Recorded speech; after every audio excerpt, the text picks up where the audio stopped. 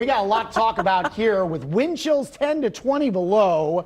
Slight snow chances later this week for us locally. All right. Now, a lot of the action is going to go well south of us. But yeah, we're going to have this bitter, brutal cold that's just going to be locked in statewide. All right. Cold weather advisory. This is going to go until Wednesday morning. Now, there is a difference depending on where you're on in the state, what will activate that criteria, right, for cold weather advisories. For most of us here around central Indiana, you got to be with wind chills ranging between 10 and essentially 19 or 20 degrees below zero. It is a little bit colder for you up north, but you are in that range where it's about 15 to almost 25 degrees below zero. And that's where we're going to be kind of headed for really the next 48 plus hours of brutally, dangerously cold weather if you're not protecting yourself outside.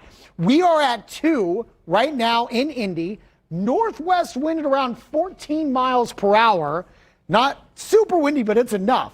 Our wind chills are now down to 16 degrees below zero. Here's the air temperatures around the metro area. Look at all the ones. Carmel, Fishers, Noblesville, Anderson, Greenwood. Good morning.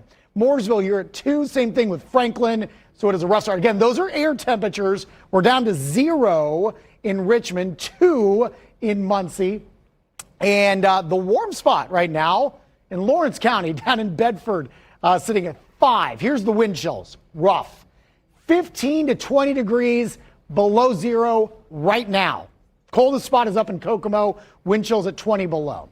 13 in Greencastle. 13 below also in Muncie. And I think our wind chills are going to be equally as cold the next few overnights. I want to skip ahead to Tuesday morning, where wind chills are likely going to be in that range again.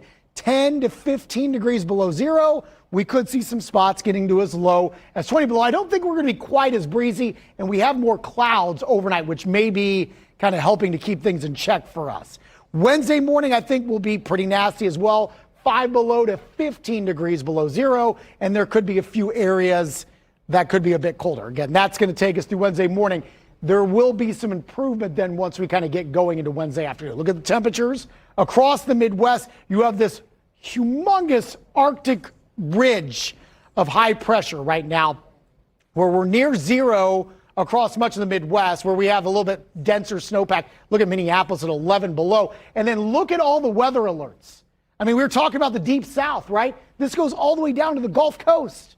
Again, Gulf Shores, Pensacola, Panama City, all under some cold weather alerts for the next few days. So it's not just us. It's going pretty deep down to the south. We'll get to a high of 10 today. Our wind chills probably stay below zero through the afternoon. Again, down to 2, mostly cloudy. There might be a few flurries here and there. I'm not overly concerned with any significant snowfall here overnight.